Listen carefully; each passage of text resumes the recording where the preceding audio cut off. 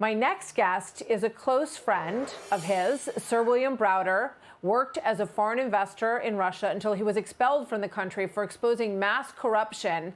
And he has been a target of Vladimir Putin ever since. He's the CEO of Hermitage Capital Management and the head of the global Magnitsky Justice Campaign, named for his accountant who was killed in a Russian prison.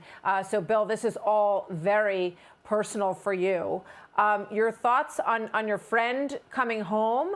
And I just want to ask you to listen to this for 1 second, because this is an interview that Gillian Turner did with Kara-Murza after they tried to kill him twice by poisoning him. Here's a quick soundbite, and then we'll get your thoughts on the other side, sir.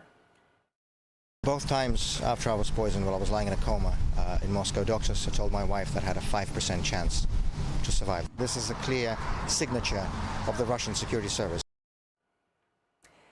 So seeing him there, and you know, obviously he's been through a lot. He's been working in a very intense labor camp. Give me some thoughts on what you think, what's going through your mind. And here we have the landing of one of these planes that is carrying. This is the live pictures of released prisoners landing in Moscow.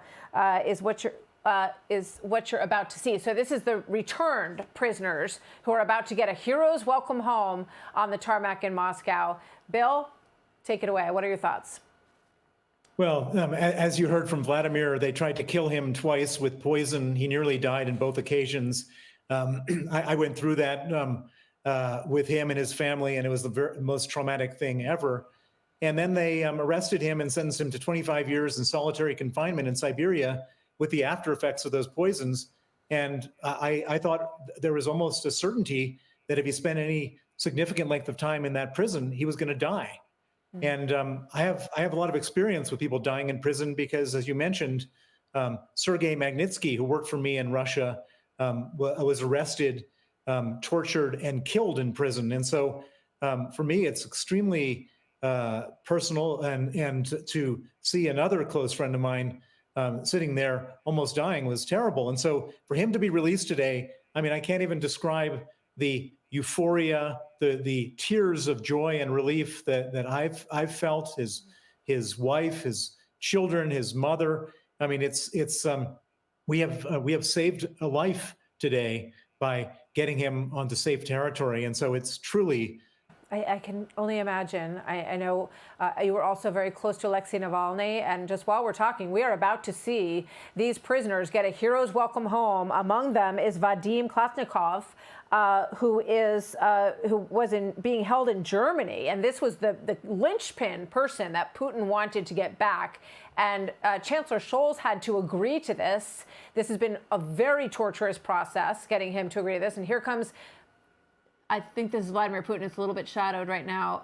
Walking out. That's Vladimir Putin. Yes, walking out to greet these individuals. So you're happy. A lot of happy people here. But boy, Vladimir Putin's pretty happy today, too. Your thoughts as we watch him walk out to this plane? Well, so what do we have going on here? Every individual coming off that plane is a bona fide criminal, a convicted criminal who committed real crimes in Western countries where there's a rule of law. The top criminal, of course, is this murderer, Vadim Klashnikov. And then it goes down to scammers, fraudsters, spies, and other types of bad guys. Putin was able to orchestrate a situation where he took a bunch of innocent people like Evan Gershkovich, a Wall Street Journal reporter who did nothing other than journalism, Paul Whelan, who was just trumped up and charged with espionage for nothing. And then, of course, my friend Vladimir Kara-Murza and others who were put in jail for saying that the war was a war and protesting that war. And so you take a bunch of decent, honest people who Putin has arrested and taken hostage, and he swapped them out for a bunch of criminals who are about to walk off that airplane there and giving, as you say, a hero's welcome. And what does this tell you? This tells you that Russia is a criminal state. He's a crime. He's a murderer, and he's a criminal. He's the head of a mafia state, and this is how they welcome back their criminals. And this image that we're looking at right now pretty much says it all. And I think it says it all. You know, they didn't have to release this live moment all around the world. They have a pretty tight grip on what gets out and what doesn't. And I believe that coming down the steps right now is Vadim Klashnikov, the #1 person that Putin wanted back. Big handshake, big bear hug from Putin. This is a man who was an assassin, And this is a stunning moment, but clearly Putin wants the whole world watching this part, Bill. Yeah, this is like cynicism, evil in its truest form. The president of the country is hugging a convicted murderer. I mean, that's all you need to see. And, for anyone who thinks that Vladimir Putin is somehow in any way acceptable, just look at this image right now. He's hugging a killer.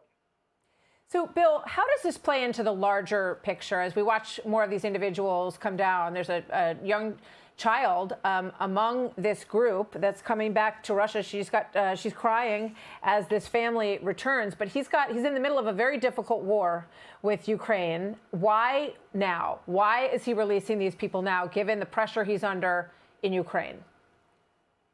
Well, I think that he really wanted Krasikov back. He mentioned this on a number of occasions.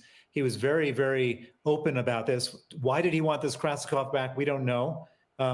I've got my theories. My main theory is that he wants to send a message to other assassins that he may want to send out abroad for assassinations, that if you get caught, he'll take care of you. That may be the message, or it may he has some personal relationship with this particular murderer and assassin. But he wanted that guy back badly. He mentioned it on a number of occasions, and the Germans had him.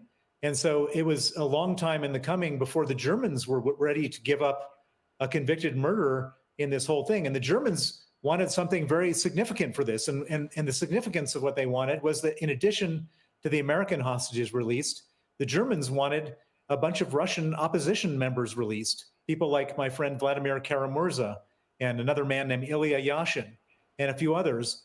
And this goes back in history to some of the, there's a famous Russian dissident, Nathan Sharansky or Vladimir Bukovsky, Yes. who were released during the Cold War. And these are the same types of things. And so, Germany intervened and really held out for a long time to make sure that if they were going to really swallow their pride and let out a murderer, that they did so with the best possible results in terms of getting some really valuable opposition members out. And these opposition members, these are the people who could potentially lead Russia in the event of the collapse of the Putin regime. These are the people who would lead Russia and lead a peaceful Russia, a Russia that would get along with the West, Russia that would have democracy. That's what Vladimir Karamurza is all about. That's what Ilya Yashin's all about. And that's what Alexei Navalny, who you mentioned earlier, was all about, except that Putin killed him in prison. And he didn't have the chance to see the light of day like our other friends who got out today, which is a terrible tragedy and shame for him and his family and for all of his friends. Let me ask you about Navalny. Was such a charismatic figure. The movie about his life won an Oscar. People were aware of him. Do you believe that what happened to him was because they kept pushing these deals to return people? And did Putin want to make it clear that Navalny would never be part of one of those deals? Well, I think that I think it was more than that. I think that Alexei Navalny had a particular magic about him. He could snap his fingers and 1 million people in different parts of Russia would go out into the streets and protest on things that he was upset about, on things that he would expose. And that's the kind of threat that could lead to the downfall of the Putin regime. Putin genuinely and rightfully believed that if Alexei Navalny had his way, the Russian people would rise up and say, enough is enough. You're a crook, you're a criminal, we don't need you anymore. And so Putin had to get rid of Navalny. And you may remember that Alexei Navalny was originally poisoned with the chemical nerve agent Novichok, Yes. which was what was used in Salisbury, England, against some other enemies of Russia. They poisoned him, and Alexei Navalny miraculously survived that poisoning attempt, and he went and recovered in a Berlin hospital. And then Putin said, if you come back to Russia, we'll arrest you, and thinking that Navalny would never come back to Russia, but he did, and he was arrested, and then he goes into jail, and guess what? Putin then decides to finally follow through on his attempt to kill him and gets away with it the second time. Let me ask you one more, Bill. Does this just prove that he will continue to snatch Americans and anyone who comes into his country that he thinks will be valuable to him so that he can keep sending out spies and cyber spies and assassins, and then eventually he'll get them back because he's always got somebody sort of in the bank in a Russian prison? That's exactly right. And so I think that at this point, we have to say that you cannot travel to Russia. It's not like we're sending people to North Korea. People don't go to North Korea.